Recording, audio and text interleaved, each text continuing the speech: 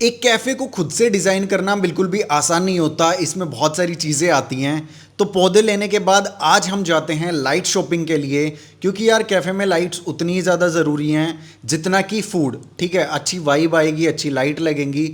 तो इसीलिए हम मार्केट में निकल चुके थे एंड मार्केट में हमें अलग अलग तरह की लाइट्स दिखी। तो उनमें से कुछ लाइट्स हमने पसंद की कि भाई ये ठीक है, ये नहीं ठीक है। जो भी थीम हमने सेट कर रखी है उसके अकॉर्डिंग हम लाइट्स वगैरह देख रहे थे। फटाफट से हमने अपना इलेक्ट्रिक का सामान लिया, क्योंकि संडे को हमारे यहाँ इलेक्ट्रिशियन लगने वाला है और लाइट का काम पूरा कंप्लीट हो जाएगा। तो फिर कैफ़े की एक वाइब आनी शुरू हो जाएगी एंड साथ के साथ मैं आप लोगों को दिखाऊंगा कि कैसे सारी चीज़ें चल रही हैं।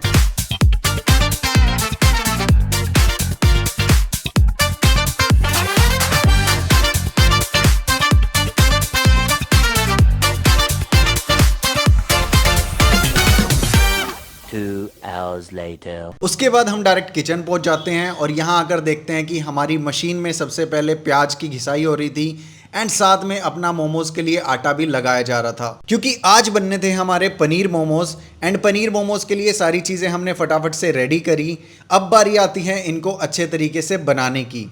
काफ़ी लोग मेरे से पूछते हैं कि आप अपने पनीर मोमो, सोया मोमो कैसे बनाते हो। तो भाई यही सारा प्रोसेस होता है। कुछ तरह के मसाले होते हैं और साथ में पनीर के साथ प्याज और बाकी थोड़ी बहुत वेजीज जाती हैं ताकि एक पनीर का अच्छा टेस्ट आए, क्योंकि पनीर का खुद से कोई ज़्यादा खास टेस्ट होता नहीं है, तो उसके साथ कुछ ना कुछ डालना पड़ता है। उसके बाद हमारा आटा लग गया एंड अब बारी थी लोई बनाने की।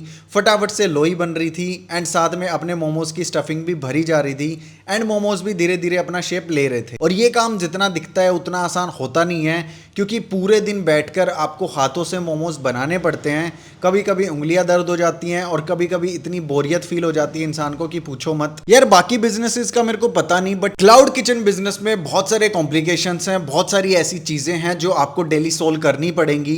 क्लाउड किचन बिजनेस में सबसे ज्यादा प्रॉब्लम इसलिए भी आती है क्योंकि आपका बिजनेस थर्ड पार्टी ऐप के ऊपर डिपेंडेंट है। वो है फूड डिलीवरी एप्स, और वो एप्स कब क्या ऑफर लगा दे, क्या चीज़ रन कर दे, भाई भगवान ही जानता है उनको। मतलब एक चीज़ सोच के देखो कि आपका अगर कोई भी किचन है, क्लाउड किचन है या रेस्टोरेंट है, आप वहां पर ऐसे ही ऑफर्स नहीं लगा सकते क्योंकि ऑलरेडी इतना ज़्यादा कंपटीशन है। बट इन एप्स पे क्या होता है कि वो लोग अपने आप से कुछ भी ऑफर रन कर देते हैं किसी भी चीज़ का नाम लेके, एंड वहां पर कई बार आपसे पूछा तक नहीं जाता कि भाई ये ऑफर आपके लिए सही है या नहीं है। बस वो सीधा ऑफर चला देते हैं एंड फिर आपको पता लगता है कि आपकी बैंड बच चुकी है, क्योंकि रात को जितने भी ऑर्डर्स आए या जिस टाइम पे भी ऑफर लगा उस टाइम पे जितने भी ऑर्डर्स आए मोस्टली या तो लॉस में होते हैं या बहुत थिन मार्जिन वाले होते हैं। तो ऐसे में कोई फ़ायदा ज़्यादा होता नहीं है उन ऑफर्स का एंड बैंड बचती है सिर्फ रेस्टोरेंट्स की। इवन आजकल दो तीन चीज़ें बहुत ज़्यादा कॉमन हो गई हैं। पहली चीज़ है कि डिलीवरी पार्टनर्स जो हैं, जो राइडर्स हैं, वो सामान को सही तरीके से कस्टमर तक नहीं पहुंचा पा रहे। मुझे नहीं पता उनके साथ क्या प्रॉब्लम है। कई डिलीवरी पार्टनर ऐसे जो फूड को निकाल लेते हैं, स्पेशली हमारी कोल्ड कॉफ़ी, मतलब उस चीज़ की तो इतनी बुरी हालत है, हर 10 में से एक ऑर्डर में मिस्टेक मिलती ही मिलती है कि भाई स्पेशली रात वाले ऑर्डर्स में कि बंदे ने एक बर्गर, कोल्ड कॉफ़ी या कुछ भी मंगवाया, तो हम क्या करते हैं कि ठंडे गर्म को एक ही पैकेट में नहीं रखते, उससे कि दूसरी चीज़ भी ठंडी हो जाएगी। तो हम क्या करते हैं, साथ में कोल्ड कॉफ़ी या जो भी चीज़ हम देते हैं, कोल्ड ड्रिंक वगैरह, वो हम साइड में दे देते हैं दूसरे पॉली बैग में, जिससे कि वो पार्सल एक दूसरे को टच ना हो और ठंडे गर्म का एक डिफरेंस रहे। बट यहाँ पर कई बार राइडर क्या करते हैं कि वो अपने बैग में ही रख लेते हैं एक चीज़ को और सिर्फ एक पार्सल पकड़ा देते हैं, दूसरे पार्सल का तो पता ही नहीं लगने देते। और जैसे ही वो लोग कस्टमर से वहाँ से छूटते हैं, कस्टमर घर जाके खोलता है पार्सल को, उसके बाद उसे पता लगता है कि यार मेरे पास तो कोल्ड कॉफ़ी आई नहीं जबकि मैंने ऑर्डर किया था। हमारे साथ ये चीज़ आए दिन हो रही है और इसका कोई भी सोल्यूशन नहीं होता। हम भी कई बार रिफंड करके थक जाते हैं कि यार इतना पैसा कहाँ से पे करेंगे कस्टमर को। बट ये डिलीवरी पार्टनर ऐप हैं जो इन चीज़ों के बारे में कभी नहीं सुनते। ये सिर्फ क्या करते हैं, हाँ जी सर रिफंड ले लो, 100 रुपये की चीज़ थी, 60 रुपये, 80 रुपये, 50 रुपये, जो भी रिफंड इनके मन में आता है वो रिफंड। उस रिफंड की ये रिक्वेस्ट भेजते हैं हम लोगों को, जो भी रेस्टोरेंट या कैफे ओनर्स हैं, और हमारे पास ये ऑप्शन होता है कि हम उसे अप्रूव करना चाहते हैं या नहीं करना चाहते। अगर हम अप्रूव नहीं करते उस रिफंड को तो वो खुद से ऑफर दे देंगे कस्टमर को कि भाई इतने % छूट ले लो आप, कोई दिक्कत नहीं। ठीक है, तो ये चीज़ बहुत ज़्यादा परेशान करती है, क्योंकि कस्टमर तक यार पूरा खाना अगर नहीं जाएगा तो ऐसे में मतलब रेस्टोरेंट का ही नाम खराब होगा।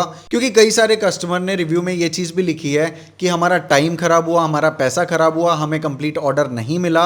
अब पता नहीं रेस्टोरेंट की गलती थी या फिर जोमेटो स्विगी राइडर्स की गलती थी। तो इसीलिए हमारे बिजनेस में ये छोटी छोटी चीज़ें बहुत ज़्यादा ज़रूरी हो जाती हैं। जिनका कोई सॉल्यूशन भी नहीं निकल सकता ढंग से। एंड अभी हमने हाल ही में राजमा चावल और छोले चावल का कॉम्बो भी लॉन्च किया है, जो काफ़ी सही तरीके से जोमेटो स्विगी पर पिक हुआ एंड लोगों के काफ़ी रिएक्शंस आए उस चीज़ के ऊपर। अभी हमने हाल ही में इसे लॉन्च किया है और एक चीज़ हमने मेक श्योर की है कि हम इसे बिल्कुल घर का खाना की तरह रखेंगे, मतलब इसमें ज़्यादा मिर्च मसाला नहीं होगा, ताकि जो भी कस्टमर हमारे पास ऑर्डर करें, अगर वो डेली ऑर्डर करना चाहें तो वो डेली भी कर सकते हैं, जिससे कि उनको होमली फूड मिलेगा। और इसी वजह से हमने ये दो चीज़ें स्टार्ट की।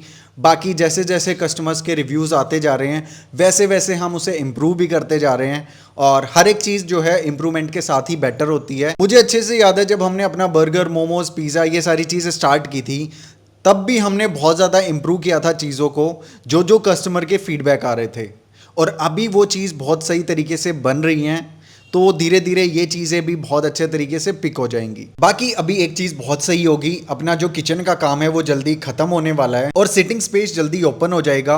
आप लोग आराम से बैठकर वहां पर अपना फूड एंजॉय कर सकते हैं। कस्टमर एरिया को और बेहतर बनाने के लिए हमें थोड़े कुछ आइडिया भी लेने हैं, इसलिए अभी हम गुड़गांव भी जाएंगे, वहां के कुछ कैफेज देखेंगे, दिल्ली भी जाने हैं, वहां के भी कैफेज एक्सप्लोर करने हैं, क्योंकि मैं और तनु ना बहुत ज्यादा घूमे नहीं है। साथ में दिल्ली से हमें कुछ सामान भी लेना है किचन के लिए, जैसे कि टेबल, चेयर्स और बाकी के किचन की चीजें। एंड हाँ, जैसे ही हमारा सिटिंग स्पेस बनेगा, कस्टमर आने स्टार्ट होंगे, हम अपने किचन में चाइनीज सेक्शन भी रखेंगे, और इसीलिए इंडियन चाइनीज के लिए हमें एक शेफ चाहिए। तो भाई कोई भी हो, अप्लाई करना चाहता हो, हमारे साथ काम करना चाहता हो, तो जरूर बात करना। बाकी आज के व्लॉग में इतना ही, मिलते हैं कल के व्लॉग में।